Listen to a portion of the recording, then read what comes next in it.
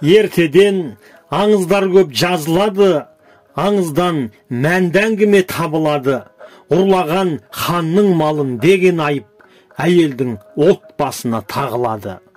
Бұлт торып, қара түнек жамылады, зынданға үшеу де жабылады. Бауыры, күйеу мен баласы да қайғыдан әйел байқұс қамығады. Өлімге үшеуінде бұйырады, сорлы әйел дат-тақсырлап қиылады. Ең болмаса біреуін қалдыршы деп шырылдап жаратқанға сыйынады. Ханның да тас жүрегі жібіп кетті, сен үшін тек біреуін қидым депті. Күйеу мен балаға да қарамастан бауырын босатып ап жүріп кетті. Ей бейбақ, ал жастың ау таңдауыңда, балаңды тірі алып қалмадың ба?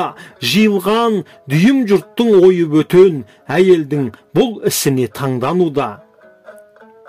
Тағдырдың жазғанына жоқ қой шарам, ертең ақ ер табылса бала табам. Өмірден әке шешем кеткен өтіп, бауыр етім бауырды қайдан табам?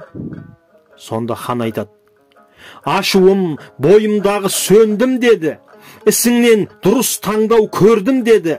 Бауырды құрмет тұтқан әділ патша, мәрттікпен үшеуінде бердім деді.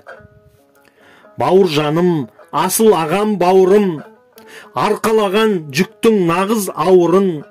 Қарындас пен ініге қамқорлығы, аш қалса да сақтайтын ең тәуірін.